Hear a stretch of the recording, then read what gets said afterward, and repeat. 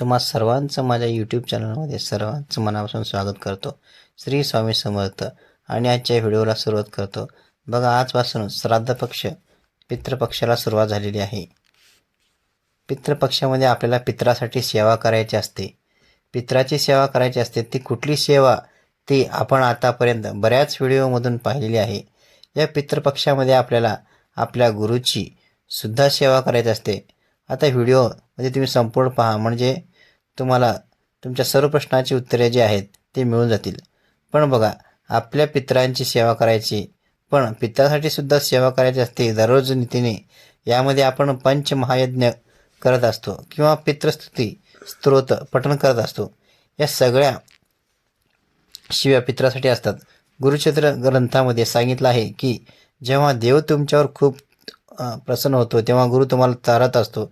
पण जेव्हा गुरूंचा तुमच्यावर खूप होतो तेव्हा देवही काही करू शकत नाही. आपल्याला या 15 दिवसामध्ये महाराजांना तीच प्रार्थना करायची आहे की माझे कोण व्यक्ती गेलेले आहेत. महिलांना बघा, जेव्हा सासरी जातात तेव्हा ते बरेचसे काही नवीन नाते त्यांना मिळत असतात. त्यांचे आडनावसुद्धा बदलत असतं. बऱ्याचशा नवीन गोष्टी त्यांच्या आयुष्यामध्ये येत असतात, घडत असतात.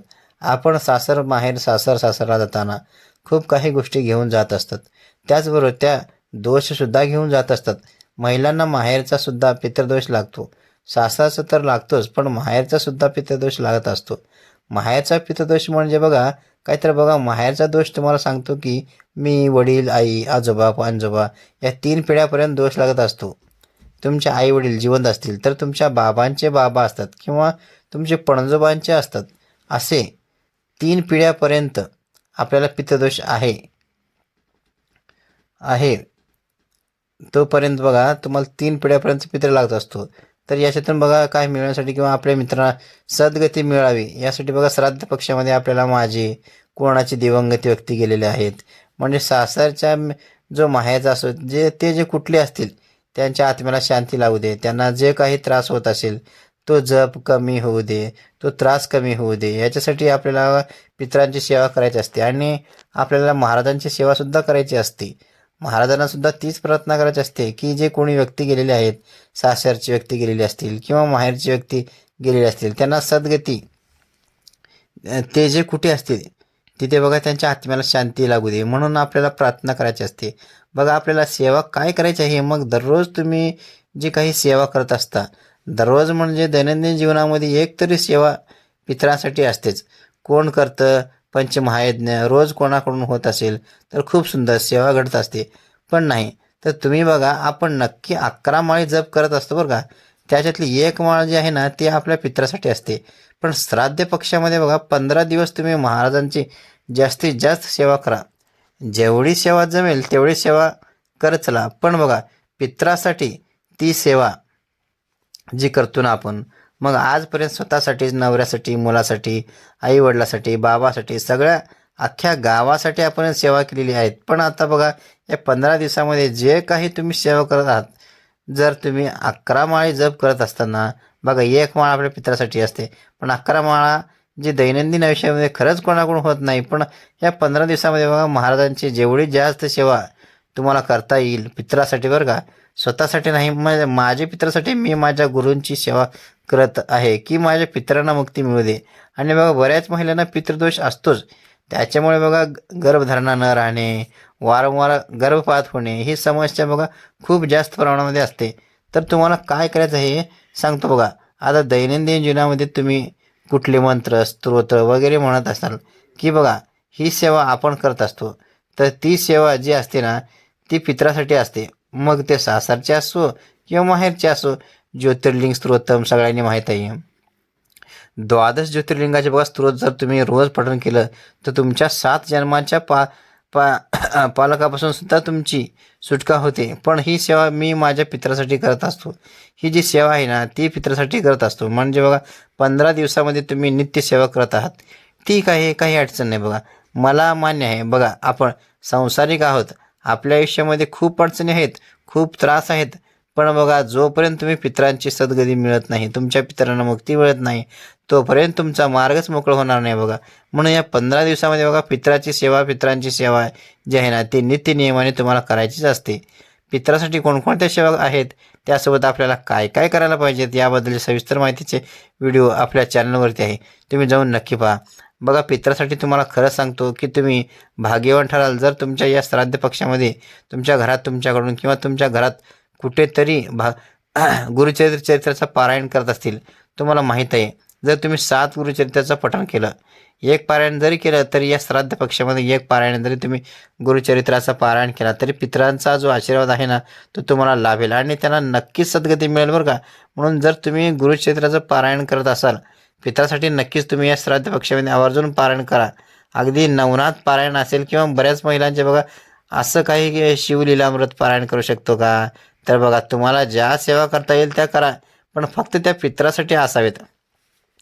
पित्राकडून काही मागण्यासाठी किंवा महाराजाकडून काही मागण्यासाठी ह्या ज्या सेवा आहेत ना त्या तुम्हाला करायच्या नाहीत. माझ्या पित्रासाठी ही सेवा आहे, मला ती पित्रासाठी सेवा करायची आहे. नित्य सेवा असेल तुम्ही बघा करत नाही, ठीक आहे, पण बघा प्रत्येक स्वामी भक्त बघा नित्यसेवेशिवाय त्याचा दिवस जो आहे ना तो पूर्णच होत नाही. अगदी सकाळ दुपार संध्याकाळ रात्री तुम्ही नित्यसेवा करू शकता. महाराजांनी सेवा खाऊन करू नका आणि जेवण करू नका. तुम्ही मस्त खाऊन पिऊन जेवण वगैरे अगदी तुम्हाला बघा वेळ भेटेल तेव्हा तुम्ही महाराजांची सेवा जी आहे ती करू शकता. या सेवेसाठी तुम्हाला कसलाही बंधन नाही. अगदी तुम्हाला रोज 11 माळी जप नाही करता आला तरी या सेवेसाठी तुम्हाला कसलंही बंधन नाही. बघा तुम्ही महाराजसोबत 5 मिनिट बसायचे आहे आणि प्रार्थना करायची आहे की महाराज माझ्याकडून जी काही तोडकी मोडकी सेवा आहे जी तुम्ही करून करता आणि करविता महाराज आहेत, मी तुम्ही कोणीही नाही. त्यामुळे जे तुम्ही तोडकी मोडकी सेवा तुम्ही करत असाल आम्ही करत आहोत ती सगळी माझ्या पित्यासाठी आहेत. जे बघा जे गर्भधारण असेल बघा, गर्भधारण होऊन वारंवार गर्भपात होणे सुद्धा एक जीवच असतो आणि त्याचेही दोष आपल्याला लागत असतात. तर माझ्याकडून ज्या काही चुका झाल्या असतील माझ्या पितरासाठी अगदी कोणाच्या घरात गर्भपात जरी झाला असेल तरी त्या गर्भासाठी त्या बाळासाठी मी ही जी सेवा आहे ना ती सेवा करत आहे. त्याच्याही आत्म्याला शांती लागू दे. दोष जे असतात ना तो दोष खूप वाईट असतात, त्यांच्यासाठी हे आपल्याला करायचं असतं. आपल्याला बघा एकदम सुंदर असा काळ आलेला आहे. या 15 दिवसामध्ये तुम्हाला जास्तीत जास्त सेवा करायची आहे. तुम्ही बघा आता याच्यात तुम्हाला सेवा सांगतो. तुम्ही नित्य सेवा करू शकता. 3 अध्याय 11 माळी जप करू शकता. शक्य नाही झालं तर 7 अध्याय करून तुम्ही एक माळ करा. तेही नाही शक्य झालं तर बघा महाराजांसमोर 5 मिनिटे बसून तुम्ही श्री स्वामी समर्थ या मंत्राचं नामस्मरण करू शकता. तुम्हाला ज्या येतील किंवा स्वामी तारक मंत्राचं पठणसुद्धा तुम्ही आपल्या पित्तासाठी करू शकता. स्वतःसाठी अजिबात नाही, पित्तासाठीचा तारक मंत्र पण तुम्ही करू शकता किंवा धोरण स्तोत्र असतात ते करू शकता. आपल्या आयुष्यामध्ये बघा येणाऱ्या एकदम आपत्कालीन संकटामध्ये सुद्धा घोरक अष्टोधारण स्तोत्र असतो. स्तोत्र जे आहे ते पठण करत असतो आणि ती सेवासुद्धा आपल्या पित्रासाठी करायची आहे. तुम्ही अवघी तुमच्या ज्या काही नित्य सेवा आहेत त्या चालूच असू द्या. ज्या काही तुमच्या संकल्पित सेवा आहे त्या चालू ठेवा. ते तसेच तुम्ही त्या कंटिन्यू करा. पण पित्रासाठी सुद्धा सेवा तुम्हाला करायची असते. त्यातलेच काही ना काही तर 5 मिनिटे माझ्यासमोर बसून नामस्मरण करू शकता. मग आता जर सुतक असेल तर आपल्याला बघा कसं तरी वाटतं मग आपल्याकडून जी सेवा आहेत ना तर तशा सेवा घडू शकत नाही. तर मग तुम्ही नामस्मरण करू शकता आणि मनातल्या मनात तुमचं मन महाराज भगवंत जाणत असतात. त्यांना ही तीच प्रार्थना करा की माझे एकूण एक महाराजांचे उच्चार, महाराजांचं नामस्मरण, दत्त महाराजांचं नामस्मरण अगदी तुम्ही कुठल्या पण देवाचं करत असाल तर ती सगळी माझ्या पित्यासाठी आहे.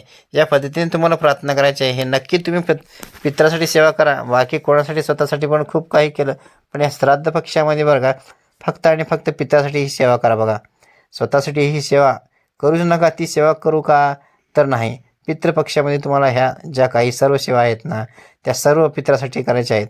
कारण या सर्व सेवा केल्यामुळे बघा तुम्हाला तुमचे जे काही पित्र असतात ना तर त्यांना मुक्ती मिळेल आणि तुमचे जे सर्व प्रगतीचे मार्ग आहेत ना ते मोकळे होतील बघा आणि तुमच्या समस्या हळूहळू कमी होतील. तर बघा आजपासून बघा या सगळ्या स्वामी सेवकांना, स्वामी भक्तांना एक तरी माळी पित्रासाठी जप आहे जो आहे ना तो तुम्ही आवर्जून करा. तर आजच्या व्हिडिओमध्ये बघा सांगितलेली माहिती तुम्हाला आवडली असेल तर व्हिडिओला लाईक करा, शेअर करा. पुन्हा भेटूया अशाच एका नवीन महत्त्वपूर्ण व्हिडिओमध्ये. नमस्कार.